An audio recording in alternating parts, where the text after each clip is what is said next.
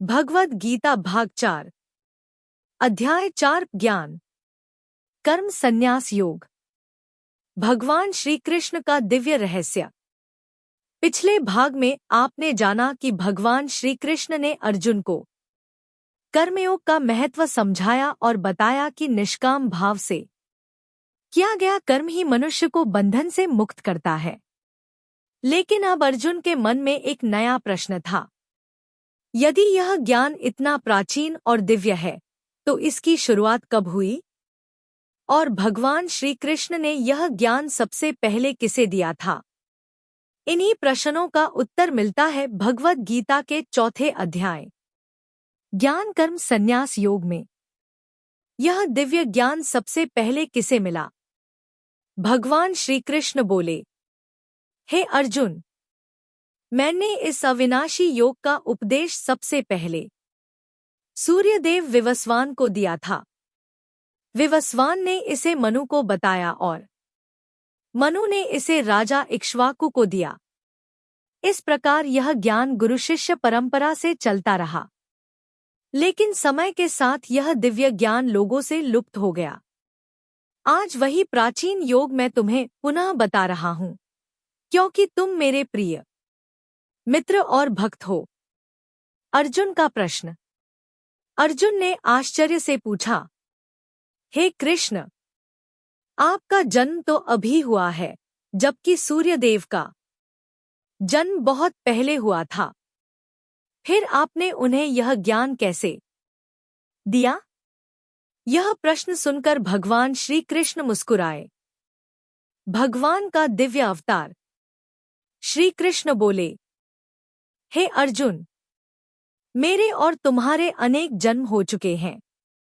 तुम्हें वे याद नहीं है, लेकिन मुझे सब स्मरण है। उन्होंने आगे कहा, यद्यपि मैं अजन्मा हूँ, अविनाशी हूँ और समस्त प्राणियों का स्वामी हूँ, फिर भी अपनी योगमाया से समय समय पर अवतार धारण करता हूँ। फिर भगवान ने वह अमर वचन कहा जिसे संसार सदियों से स्मरण करता आ रहा है। जब जब धर्म की हानि होती है और अधर्म बढ़ता है, तब तब मैं अवतार लेता हूँ। सज्जनों की रक्षा, दुष्टों के विनाश और धर्म की पुनः स्थापना के लिए मैं युग युग में प्रकट होता हूँ। भगवान के जन्म और कर्म का रहस्य। भगवान श्री कृष्ण ने कहा, जो व्यक्ति मेरे दिव्य जन्म और कर्म के वास्तविक स्वरूप को समझ लेता है, वह शरीर छोड़ने के बाद पुनर्जन्म नहीं लेता। वह मेरे धाम को प्राप्त होता है। क्योंकि भगवान के कर्म किसी स्वार्थ से नहीं, बल्कि समस्त सृष्टि के कल्याण के लिए होते हैं। कर्म, अकर्म और विकर्म। अब भगवान श्री कृष्ण ने कर्म का गहरा रहस्य समझाया। कर्म, जो शास्त्रों के अनुसार और धर्मपूर्वक किया जाए। विकर्म, जो अधर्म और पाप की ओर ले जाए। अकर्म, ऐसा कर्म जो किया तो जाए, लेकिन उसका बंधन मनुष्य पर न पड़े, क्योंकि वह पूर्णतः निस्वार्थ और ईश्वर को समर्पित हो। यही सच्चे कर्मयोग की पहचान है। ज्ञान की अग्नि।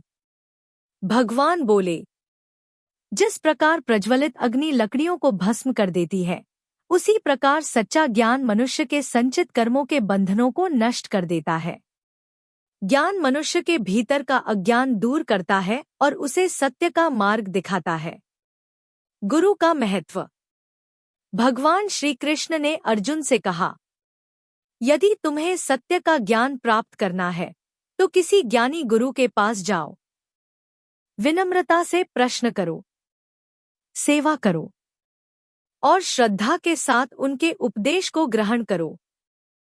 सच्चा गुरु केवल जानकारी नहीं देता, बल्कि जीवन का सही मार्ग भी दिखाता है।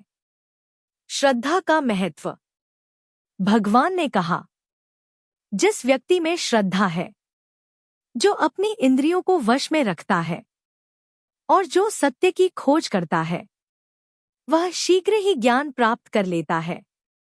लेकिन जो संदेह में जीता है, वह न इस संसार में सुख पाता है और न ही आध्यात्मिक उन्नति कर पाता है। अध्याय का संदेश। 4 अध्याय का मुख्य संदेश है, भगवान समय समय पर धर्म की रक्षा के लिए अवतार लेते हैं। भगवान के दिव्य जन्म और कर्म को समझना मोक्ष का मार्ग है। निष्काम कर्म और सच्चा ज्ञान मनुष्य को बंधनों से मुक्त करते हैं। गुरु, श्रद्धा और विनम्रता आध्यात्मिक जीवन की आधारशिला है। समापन। भगवान श्री कृष्ण के इन दिव्य वचनों ने अर्जुन के मन का अंधकार दूर करना शुरू कर दिया। लेकिन अब अर्जुन के मन में एक और प्रश्न उठा। क्या कर्म करना श्रेष्ठ है या संन्यास लेना? क्या संसार में रहकर भी मोक्ष प्राप्त किया जा सकता है? इन्हीं गूढ़ प्रश्नों का उत्तर मिलेगा भगवद गीता के 5वें अध्याय कर्म संन्यास योग में। यदि आपको यह वीडियो पसंद आया हो तो इसे लाइक करें, अपने मित्रों के साथ साझा करें और चैनल को सब्सक्राइब करना न भूलें। जय श्री कृष्ण।